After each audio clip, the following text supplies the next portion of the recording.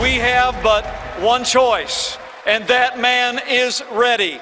This team is ready. Our party is ready. And when we elect Donald Trump, the 45th President of the United States, together, we will make America great again. There are unsubstantiated rumors that Indiana Governor Mike Pence actually spoke at the Republican National Convention Wednesday night. Though if one were to read, listen, or watch any of the various global media reports and collections, it would all be about one man who has no place in the administration, yet believes he's doing what's right to make America great. Ted Cruz did not deliver as some demanded of him. He did not endorse Donald Trump for president, instead telling America to vote its conscience, which on the surface doesn't sound like a bad thing to do for anybody.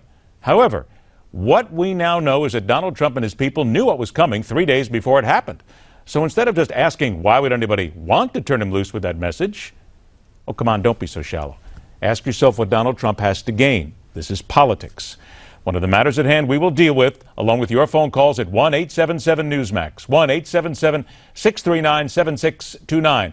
Joined now by the syndicated radio host of Behind the Curtain, president of Burkman Associates, Jack Burkman, along with political analyst and author of the book 20-Somethings, A Young Voter's Guide to the 2012 Elections, now digging in 4 years later for more goodies, Salvator La Mastra. Gentlemen, thanks so much for joining us.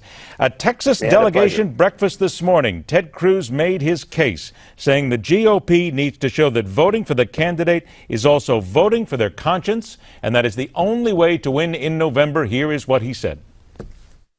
If we can't make the case to the American people that voting for our party's nominee is consistent with voting your conscience, is consistent with defending freedom and being faithful to the Constitution, then we are not going to win and we don't deserve to win. That's how you win elections.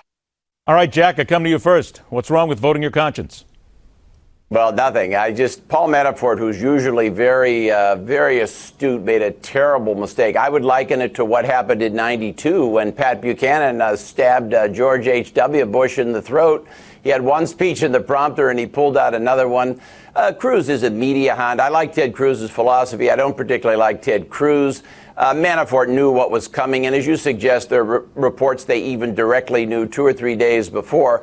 I got some news for you, Ed. Maybe we'll break some news here. My radio show, Behind the Curtain, we do some investigative reporting. We have on two good sources now that Ted Cruz plans to launch an independent campaign, and he already has designs on being on the ballot in about 10 swing states and is raising money to do just that as we speak. All right, now let me ask you this, because if you're going to say that, I'm going to ask you, have you confirmed this from inside the Cruz camp? No, I have not. But I have two sources. You know the old rule in journalism, you have two sources, independent, unrelated, of known reliability. Good question, though, not inside the Cruz camp, but two good sources. Trust me, I've been a journalist for 3 decades plus, so I know exactly what you're talking about when it comes down to sources, and that's why we have to be careful. Hey, Salvatore, let me bring you into this conversation here, because what Ted Cruz did last night, some people are saying that he actually said some very liberal-like things in some of his comments, that he actually made some outreaches to some of the people that the Republicans need to get on their side. Do you think he just helped Hillary Clinton? I don't think so. I think he united the convention and he united Republican voters for Donald Trump. I know specifically many Texas delegates were upset with him, people who I have talked with, and several large donors. So if he does plan to launch an independent bid, which is doubtful, he won't have the money to do much hurt to Donald Trump, especially in the face of Gary Johnson. I think last night, Ted Cruz never met a stunt he didn't like. He's pure ambition in search of a spotlight, and that's what he was looking for. It was good for Donald Trump. Donald Trump knows how to put on a show, which is why he let Ted Cruz go ahead and speak. Controversy, brings the headlines and brings the attention and has everyone looking tonight to what Donald Trump's response is going to be. By the way, when you say that he brought the party together, you are saying that he brought the party together for Donald Trump, correct? Yes. I mean, many people I've talked to who are delegates there, not just in Texas but other places, told me that a lot of people were upset with him, and those people who were on the fence for, against Donald Trump have now moved over and are supporting him because they realize unity is the key to winning this November. Hey, Jack, let me ask you a very straightforward question here. If somebody insulted your wife's looks, and if somebody insulted your father and said something bad about them or something false, would you still back them? Oh, well, in politics, I've been like you, Ed. I've been around this game for so long. I think I've been in politics now for 40 years. I would hope I have the temperament to just understand that it's political. But I would tell you, I disagree with my respected colleague Salvador. I think Cruz did anything but bring the party together for Trump. I think he tore the convention apart. And if you look at the combination of Cruz and then the Melania Trump mishap, I really think the convention goes from what could have been and should have been an A or an A minus for Trump all the way down to a C or a C minus, and I think it's a failure. Let's go ahead and move on then, because Salvatore brought up Gary Johnson's name. Interesting. There's a poll out from Reuters, Ipsos, that shows that Gary Johnson could actually put a crimp in Donald Trump's plans. It looks like here that he could actually be stealing votes from Donald Trump, because in this poll that we see right here, Hillary 39, Trump 35, Johnson 7. Hey, Salvatore, really? Gary Johnson taking 7% from Donald Trump? What does that tell you? Well, in other polls, he has it taking from Hillary Clinton. But I think what's important to look at is he has capitalized on Bernie Sanders' endorsement of Hillary Clinton. He has taken many Bernie Sanders supporters who are willing to go the independent route, and a lot of independent millennials out there who are not happy with either candidate. And so that's Donald Trump's real opponent right now, I think. And what I've been trying to tell the campaign is that let's not focus on Hillary right now. Hillary is at the max at where she's going to get polling-wise, I think.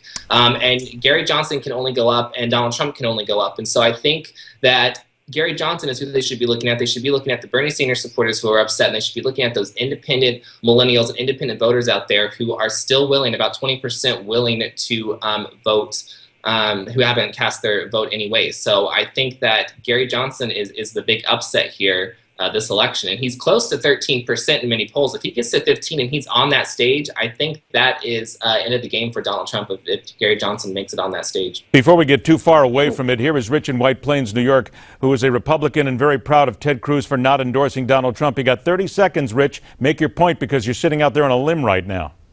Well, strap yourselves in, because I'm upset every presidential cycle we have to endure the fake enthusiasm for the Republican nominee. And while the candidate may not be perfect, we stomach the phony enthusiasm from the prepared speeches. We hold our collective noses and vote for a non-conservative. The difference in this election cycle is the disgusting lack of character, principles, maturity, and mostly conservatism that is Donald Trump. Ted Cruz showed a true test of character to not cave in and endorse a dirtbag who savaged him relentlessly. We'd like to know, by the way, Rich, that your Christmas card list will no longer include Donald Trump, in case you're wondering. Thanks so much for the comments. You are exactly right about that. Hey, gentlemen, I'm running out of time here, and I want to make sure we get you both to talk about this, because the growth of the Republican Party in the last decade, the last 20 years, is due in large part to what Fox News has done. They have pushed this brand forward. Salvatore, the news came out today that Roger Ailes is out as the head of Fox News. Do you think that this will cause a dip in the Republicans? Do you think perhaps that they're losing what is their big gun, if you will? We have seen CNN raising their ratings during this convention, but I don't think so. Roger Ailes is staying on as a consultant till 2018. The top talent, I don't believe, has any inclinations to leave anywhere. So I don't think it will. Fox is going to continue to do its great things because they have great talent there. All right, and to you, Jack, go ahead.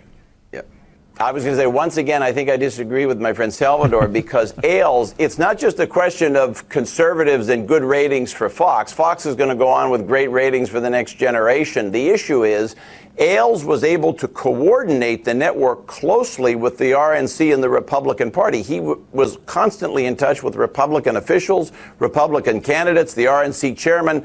There's literally nobody else who could possibly play that role. It's a big loss for the GOP. The man was a power broker. That's what people seem to forget, right, Jack? He was a power broker in every sense of the word. He was a bridge. He linked them, and he gave advice. He gave constant advice to the Bush administration. He probably saved George Bush from political disaster more than a dozen times. He was on the phone with George Bush and Dick Cheney on 9/11, and in the days after that, advising them how to respond and what images they should play with, and this, that, and the other. I'm going to, about 30, 40 seconds we have left, end on something on a light note here. First of all, Salvatore, to you, 10 seconds, 15 seconds. What did you think of Donald Trump's air kiss last night? It wasn't the most gracious thing, a little awkward, but that's Donald Trump, and he'll pull it off. You get the feeling that Donald says, hey, that's exactly it, Jack. If we're going to talk about branding here, let's just say this. It's Donald Trump. He can get away with it. Yep. Well, yeah, he's toning. It's all part of these, maybe toning it down a little bit. He's showing the softer side. His children are showing the softer side. It's all part of it. And you got to be very careful, too, because if you don't deliver an air kiss properly, it can be really bad in a social setting. You've got to get it exactly right. So we have to just get I've never done it, Ed. I've never done it. Oh, come on. You've been in Europe before. You know exactly what it's like. Don't you fool me, Burkman. You know what it's like.